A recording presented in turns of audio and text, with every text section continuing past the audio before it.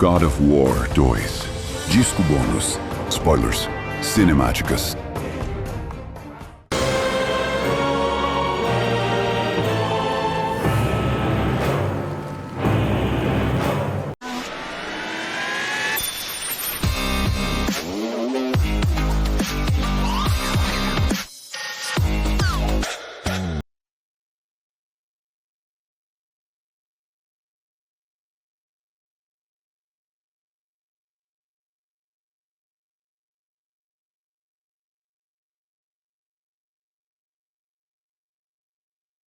Anytime the player loses control of the game, we cut away to either what we call an in-game cinematic, which is rendered in the game engine, or you cut away to a high-res cinematic. The biggest challenge would be just trying to make it as seamless as possible, like from actual gameplay to cinematics. I provide the connection between all of the different departments that touch cinematics.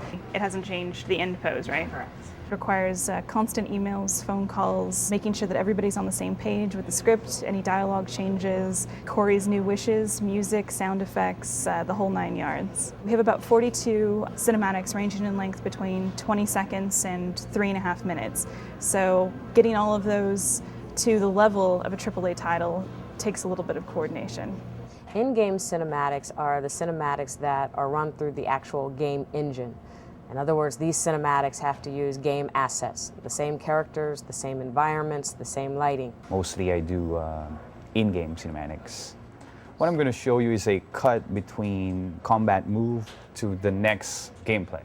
And right now it's a very raw stage wherein there's no special effects, no particles, and no ambient sound. The challenges of this cut scene is just to convey Kratos' anger because he thought he already killed Colossus when actually he hasn't. So he's thrown into this water level. This is one of those cinematics that doesn't involve any dialogue or voiceover. It's pure cutscene.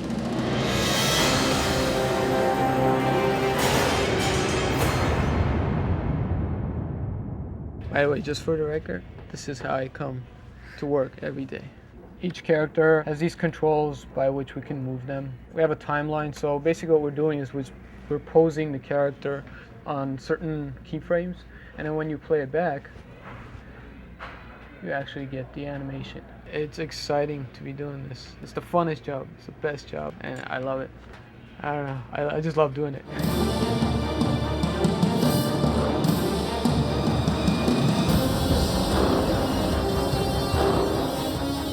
The most satisfying thing is when I really can take all of these pieces that exist already, some of the ones that I've had to make myself, and put them together and everything just clicks. This is a movie called Blade Offer 05. It's when Zeus gives you the Sword of Olympus. So what I needed to do was recreate roads. I used a lot of these pieces that had been built already, and then I had to build a few of the things myself, like this top stuff that you don't actually see in the game. Here's Kratos doing his thing. I had to put in all these sprites of clouds that they look strange here, but they render out correctly. Zeus opens the clouds and shows this light down, and here comes the Blade of Olympus.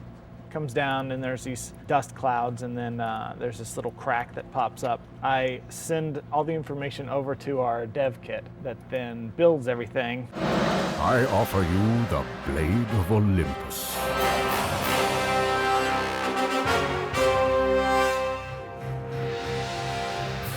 The high-res cinematics are cinematics that are pre-rendered. They don't have to go through the game engine at all. They can use any type of effects, any type of models, any type of lighting, whatever to make it beautiful. So the high-res cinematics may be more similar to an actual film. For the high-res cinematics, we start with a storyboard, and we make sure to test all of our shots, test our ideas here on paper before doing anything in CG land. From the storyboards, we outline our moves, get our actors together, our mocap actors, go down to the facility, do the shoot. This is a photo from one of our shoots, me and two of the actors. I handled directing the actors. Everyone was suited up. You have to start in a T stance, and the cameras rotate around so that you can calibrate all the different markers that are on the character. Each marker is connected by a line. Think of a dot to dot that we've all done as little kids. It kind of looks like that. After the shoot, this is what we get back, which is actually Rhea that you saw. She's holding a baby that she doesn't want to give away, but her husband Kronos has been eating all of the babies, so the only way for the baby to live is if she gives the baby away, and this is the final goodbye. This is all raw mocap data with no cleanup, no hair, and a temporary model.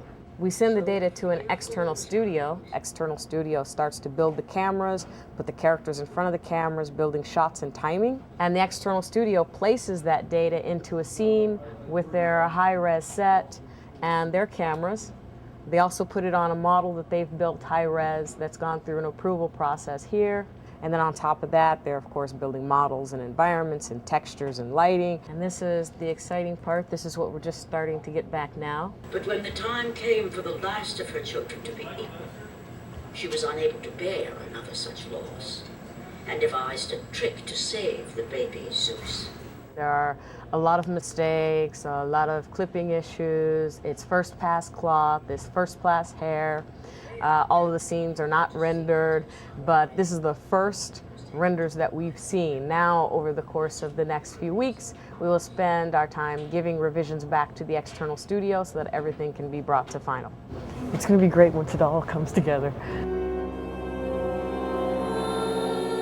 Rhea commanded the eagle to secret her son away. He was taken to an island well beyond the watchful eyes of Kronos.